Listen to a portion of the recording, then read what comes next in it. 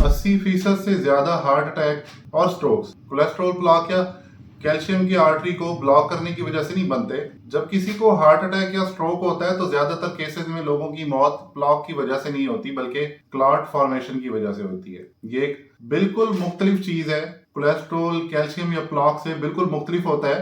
अगर आपसे किसी ने ये कहा है कि हार्ट अटैक से मरने की वजह आपकी आर्टरी में कोलेस्ट्रॉल का जमा होना है तो ये झूठ है। ये क्लॉट होता है जो सिर्फ 5 सेकंड्स में बन सकता है। आज हम क्लॉट को अच्छी तरह समझेंगे, इसे डिसेक्ट करेंगे और इसे खोल के देखेंगे कि कैसे हम क्लॉट फॉर्मेशन को रोक सकते हैं। क्लॉट बनना बहुत जरूरी है। ये एक नेचुरल रिएक्शन होता है बॉडी का जो किसी इंजरी की वजह से पैदा होता है। इस रिएक्शन का असल मकसद होता है कि अगर कहीं आर्टरी में चोट लग जाए तो बॉडी उस जगह पर क्लॉट बना दे और उस होल को बंद कर दे। और फिर इस क्लॉट का असल मसला कहाँ है? हमारा असल फोकस क्लॉट नहीं बल्कि आर्टरी में जो एक होल बनता है उस पर होना चाहिए। और सबसे बड़ा ट्रिगर क्लॉट का कोलेस्ट्रॉल या कैल्शियम नहीं है, सबसे बड़ी वजह है सिगरेट का धुआं। सिगरेट के धुएं में मौजूद जो केमिकल्स होते हैं जब ये आपकी ब्लड स्ट्रीम में जाते हैं तो वहां पे ये मुख्तलिफ मसाइल पैदा करते हैं, यानी इन्फ्लेमेशन पैदा करते हैं जो आगे चलकर मुख्तलिफ मसाइल की वजह बन सकती है। और सिर्फ सिगरेट ही नहीं बल्कि पोल्यूशन या माहौल में मौजूद हर तरह के केमिकल्स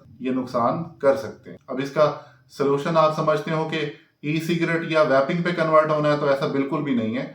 आपको सिगरेट छोड़नी ही पड़ेगी। इसकी दूसरी बड़ी वजह है चीनी या चीनी से बनने वाले प्रोडक्ट। जैसे कोल्ड ड्रिंक ज्यादा पीते हैं, इनमें हाई फ्रक्टोज कॉर्न सिरप होता है जो आपके लीवर के लिए जहर होता है। ये चीज जब ब्लड स्ट्रीम में जाती है तो आगे चलकर आर्टरी में सोजिश पैदा कर देती है जो एक क्लॉटिंग की बड़ी वजह साबित हो सकता है। अब नेक्स्ट चीज पे शायद आपको यकीन ना आए, जो है बर्थ कंट्रोल पिल्स। कोई भी इसी तरीके की हार्मोन रिप्लेसमेंट थेरेपी जो आपके बॉडी में मौजूद हार्मोनल इम्बैलेंस की वजह बन सकती है। ये आपके जिस्म में हार्मोन को तब्दील करने की वजह से खून में गाढ़ापन पैदा करती है जिसकी वजह से आपकी जो नर्व्स हैं वो सिकुड़ जाती है। और फिर बारी आती है स्ट्रेस की।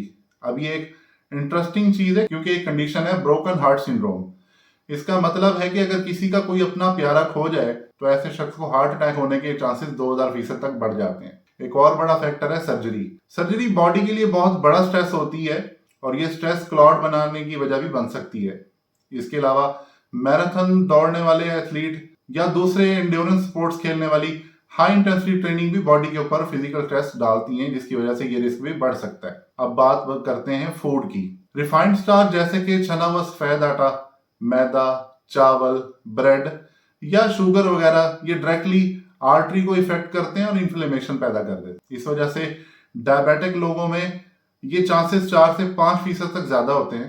सिर्फ हार्ट में ही नहीं बल्कि ब्रेन में भी ये क्लॉट का बायस बन सकते हैं। तो सबसे आखिर में है इन्फेक्शन। कोई भी क्रोनिक इन्फेक्शन, चाहे वो दांतों में कोई छुपी हुई इन्फेक्शन हो या फेल्ड रूट कैनाल सर्जरी हो या बॉडी में कोई भी और क्रोनिक इन्फेक्शन हो सकता है, ये सभी इन्फेक्शंस भी क्लॉट को ट्रिगर कर सकती हैं। लेकिन यहाँ ज्यादातर लोगों का असल मसला ब्लड में बढ़े हुए शुगर का लेवल है जो इनकी डाइट की वजह से होता है। हाई ब्लड शुगर लेवल आपके ब्लड सेल को स्टिकी बना देता है जिसकी वजह से इन्फ्लेमेशन हमेशा मौजूद रहती है और एक वक्त आने के बाद क्रोनिक इन्फ्लेमेशन में तब्दील हो जाती है। अब बात करते हैं क्लॉटिंग को रोका कैसे जाए। इनमें बहुत सी इंपॉर्टेंट बातें हैं जो हमारे इल्म में होना जरूरी है। नंबर 1 पे है जो चीज क्लॉटिंग को रोकने में मदद करती है वो है विटामिन K2। विटामिन K2 का काम ये होता है कि जो कैल्शियम को हार्ट के सॉफ्ट टिश्यू में जमा होने से रोकती है, यानी ये कैल्शियम को आर्टरी के अंदर इकट्ठा नहीं होने देती। अब और इंटरेस्टिंग बात यह है कि आप जानकर हैरान होंगे कि विटामिन K2 मिलता कहां से। डेयरी प्रोडक्ट यानी दही, चीज, देसी घी, बटर, फैटी फूड, अंडा, अंडे की जर्दी, गोश्त या गोश्त से हासिल होने वाली चर्बी। फिर आता है मैग्नीशियम। ये भी एक कैल्शियम रेगुलेटर है, यानी ये कैल्शियम को गलत जगह पे जमा होने से रोकता है। इस वजह से भी ब्लड क्लॉटिंग का रिस्क बहुत ज्यादा बढ़ सकता है, आगे चलकर स्ट्रोक या हार्ट अटैक की वजह भी बन सकता है। इसके साथ 3 जरूरी सप्लीमेंट है। नीटोकाइनेज, ये एक नेचुरल एंजाइम है जो क्लॉटिंग को रोकता है। अगर आपको ये नहीं मिलता तो इसके मुतबादिल है ओमेगा 3 फिश ऑयल जो किसी भी अच्छे ब्रांड का आप ले सकते हैं। एक और एंजाइम है सेरापेप्टेज और तीसरा है ब्रोमालिन। ये पाइनएप्पल में पाया जाता है और इसको नेचुरल ब्लड थिनर भी कहा जाता है। सप्लीमेंट अगर आपको नहीं मिलते तो डायरेक्टली पाइनएप्पल आप इस्तेमाल करके इसकी रिक्वायरमेंट को पूरा कर सकते हैं। ये तीनों एंजाइम क्लॉटिंग के रिस्क को कम करते हैं।